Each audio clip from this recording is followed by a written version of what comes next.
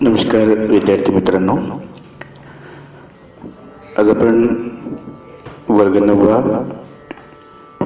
विषय इतिहास राज्यशास्त्र यातील राज्यशास्त्र प्रकरण 3 भारताची सुरक्षा व्यवस्था याविषयी माहिती घेणार आहोत. प्रास्ताविक. प्रत्येक राष्ट्र आपले प्राथमिक हितसंबंध जपण्यासाठी भक्कम सुरक्षा व्यवस्था निर्माण करतात. राष्ट्राचे रक्षण करणे हा मुख्य उद्देश असतो. भारतानेही अशी राष्ट्रीय सुरक्षा व्यवस्था निर्माण केलेली आहे. राष्ट्रीय सुरक्षा म्हणजे काय? आंतरराष्ट्रीय व्यवस्था ही सार्वभौम राष्ट्रांची बनलेली आहे. ही सार्वभौम राष्ट्र एकमेकांना सहकार्य करत असली तरी त्यांच्यात काही वेळेस संघर्षही होतात. राष्ट्रात सीमारेषेचे वाद, पाणी वाटपावरून वाद निर्माण होतात. आंतरराष्ट्रीय कराराचे पालन न करणे, शेजारी देशातून निर्वासितांचे लोंढे येणे ही संघर्षाचीच कारणे असतात. राष्ट्रांमध्ये अशा प्रकारे परस्पर विरोधी हितसंबंध निर्माण झाल्यास त्यांचे निराकरण तडजोडी, चर्चा यांच्या आधारे केले जाते. असे प्रयत्न कमी पडल्यास एखादी राष्ट्र युद्धाचाही विचार करते. यामुळे राष्ट्राच्या सुरक्षेला धोका निर्माण होतो. कोणत्याही परिस्थितीत राष्ट्राच्या सार्वभौमत्वाचे आणि अस्तित्वाचे रक्षण करणे हे राज्याचे पहिले कर्तव्य आणि जबाबदारी असल्याने राज्याला आपली सुरक्षा व्यवस्था कायम सज्ज आणि अद्ययावत ठेवावी लागते. या उद्भवलेल्या परिस्थितीलाच राष्ट्रीय सुरक्षा असे म्हणतात. राष्ट्रीय सुरक्षा जतन करण्याचे मार्ग. राष्ट्राच्या सुरक्षेचा संबंध भौगोलिकतेशी जोडलेला आहे. भौगोलिकदृष्ट्या जवळच्या राष्ट्राकडून धोका निर्माण होण्याची शक्यता असते. कोणत्या शेजारच्या राष्ट्राकडून धोका आहे हे शोधले पाहिजे. हा धोका दूर ठेवण्यासाठी लष्करी ताकद वाढवावी लागते. संरक्षण दलाचे आधुनिकीकरण करणे आवश्यक असते. युद्धाच्या मार्गाने संघर्ष निराकरण करण्यापेक्षा अन्य राष्ट्रांचा पाठिंबा मिळवून संघर्ष कमी करण्याचा प्रयत्न झाला पाहिजे. भारताची सुरक्षा व्यवस्था. भूदल, नौदल आणि वायुदल या संरक्षण करणाऱ्या 3 दलांचा भारताच्या सुरक्षा यंत्रणेत समावेश आहे. त्या क्षेत्रातील सुरक्षितता राखण्याचे कार्य हे दल कार्य करीत असते. या 3 दलांवर संरक्षण मंत्रालयाचे नियंत्रण असते. भारतातील भूदल खूप मोठे असून ते जगातील 7व्या क्रमांकाचे मानले जाते. भूदलाच्या प्रमुखास जनरल असे म्हणतात आणि नौदलाच्या प्रमुखाला ॲडमिरल असं म्हणतात. वायुदलाच्या प्रमुखांना एअर चीफ मार्शल असे म्हणतात. 3 प्रमुखांची नेमणूक भारताचे राष्ट्रपती करतात. भारताचे राष्ट्रपती सर्व संरक्षण दलाचे सरसेनापती, supreme commander of the defence force असतात. राष्ट्रपतींच्या संमतीशिवाय संरक्षण दलांना युद्ध अथवा शांततेसंबंधी निर्णय घेता येत नाही. भारताच्या सुरक्षा यंत्रणेतील 3 संरक्षण दले अद्ययावत असावीत यासाठी अनेक उपाययोजना केल्या जातात. त्यासाठी काही संशोधन संस्थाही कार्यरत आहेत. संरक्षण बदलातील सर्वच श्रेणीतील व्यक्तींना योग्य कार्य करता यावे यासाठी भारतात प्रशिक्षण संस्थाही आहेत.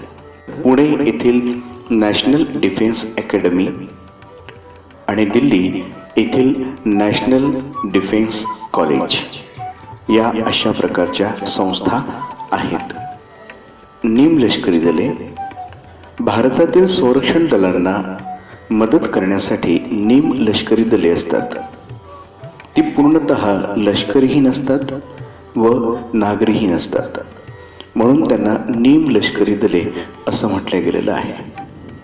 संरक्षण दलांना सहाय्य करणे हे त्यांचे प्रमुख काम असते. सीमा सुरक्षा दल, केंद्रीय राखीव पोलीस दल, जलद कृती दल यांचा निमलष्करी दलात समावेश होतो. रेल्वे, तेल साठे, पाणी साठे इत्यादी महत्त्वाच्या ठिकाणी संरक्षण करण्याचे कार्य हे दल करते. नैसर्गिक किंवा मानवनिर्मित आपत्तीच्या काळात यांची मदत होते. शांततेच्या काळात देशाच्या आंतरराष्ट्रीय सीमांचे रक्षण करण्याची जबाबदारी यांच्याकडे असते. सीमारेषेच्या भागात गस्त घालणे, तस्करी रोखणे, सुरक्षिततेची भावना निर्माण करणे हे कार्य हे दले करतात. भारताच्या सागरी किनाऱ्याचे रक्षण करण्यासाठी तटरक्षक दलाची निर्मिती करण्यात आलेली आहे. मच्छीमारी व्यवसायास संरक्षण देणे, सागरी मार्गावरील चोरटा व्यापार थांबवणे इत्यादी कामे तटरक्षक दल पार पाडते. कायदा व सुव्यवस्था राखण्यासाठी विविध राज्यातील प्रशासनास मदत करण्याचे काम केंद्रीय राखीव पोलीस दल करते. बॉम्बस्फोट, दंगे इत्यादी घटना घडल्यास वेगवान हालचाली करून जनजीवन सुरळीत करण्याचे काम जलद कृती दल करते. विद्यार्थ्यांमध्ये शिस्त व लष्करी शिक्षणाची आवड निर्माण व्हावी या हेतूने राष्ट्रीय छात्र सेना म्हणजे NCC याची स्थापना करण्यात आलेली आहे. गृहरक्षक दल, स्वातंत्र्यपूर्व काळात गृहरक्षक दल म्हणजे होमगार्ड ही संघटना स्थापन करण्यात आली. गृहरक्षक दलात सहभागी होऊन नागरिक देशाच्या संरक्षणास सहाय्यभूत ठरू शकतात. 20 ते 35 वयोगटातील कोणत्याही स्त्री पुरुष नागरिकास या दलात भरती होता येते. पोलिसांच्या बरोबरीने सार्वजनिक सुरक्षितता राखणे, दंगल व बंद या काळात दूध, पाणी इत्यादी पुरवठा करणे, वाहतुकीची व्यवस्था करणे, भूकंप, पूर अशा नैसर्गिक आपत्तींच्या वेळी लोकांना मदत करणे इत्यादी कामे या दलास पार पाडावी लागते. भारताच्या सुरक्षिततेपुढील आव्हाने. स्वातंत्र्यापासून आजपर्यंत भारताच्या सुरक्षिततेला पाकिस्तान व चीन या राष्ट्रांनी धोका निर्माण करण्याचा प्रयत्न केला आहे. 1962 मध्ये भारत व चीन यांच्यात युद्ध झाले.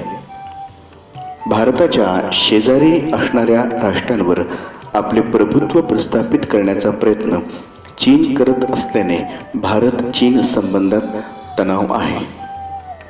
भारत व चीन यांच्यामध्ये सीमारेषेबाबतही तणाव आहे. भारताच्या अंतर्गत क्षेत्रातूनही सुरक्षितता धोक्यात आणण्याचा प्रयत्न होत आहे. धर्म प्रादेशिकता, वैचारिक, वांशिक, आर्थिक यांवर आधारित अनेक बंडखोर चळवळी अंतर्गत क्षेत्रात अस्थिरता निर्माण करीत आहेत. मानवी सुरक्षा. राष्ट्रीय सुरक्षा म्हणजे केवळ देशाची सुरक्षा नाही तर त्यात राहणाऱ्या माणसाचीही सुरक्षा असा नवा विचार राष्ट्रीय सुरक्षिततेत आलेला आहे. देशाची सुरक्षा ही अंतिमतः माणसासाठीच असते. म्हणूनच माणूस केंद्रस्थानी ठेवून नव्याने केलेला सुरक्षिततेचा विचार म्हणजे मानवीय सुरक्षा होय. मानवी सुरक्षेत माणसाचे सर्व प्रकारच्या धोक्यांपासून संरक्षण करून त्यांना शिक्षण, आरोग्य व विकासाच्या संधी प्राप्त करून देणे अपेक्षित आहे. निरक्षरता, दारिद्र्य, अंधश्रद्धा, मागासलेपणा दूर करून सर्वांना सन्मानाने जगण्यासाठी पोषक परिस्थिती निर्माण करणे याचाही समावेश यात होतो. अल्पसंख्य व दुर्बल गटांच्या हक्कांचे संरक्षणही मानवी सुरक्षिततेसाठी आवश्यक आहे. मानवी सुरक्षेला असणारी आव्हाने. दहशतवाद. मानवी सुरक्षेला असणारे सर्वात मोठे आव्हान म्हणजे दहशतवाद. सामान्य निरपराध माणसे दहशतवादाचे बळी ठरतात.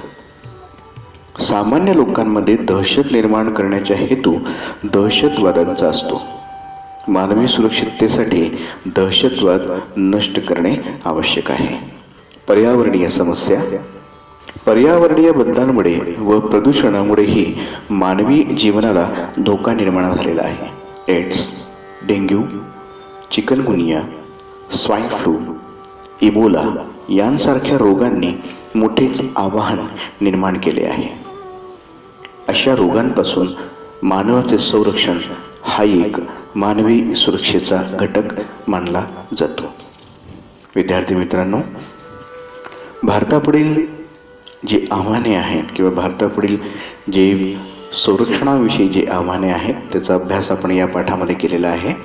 याच्या पुढील पाठामध्ये आपण संयुक्त राष्ट्र संघटना याचा अभ्यास करणार आहोत. धन्यवाद.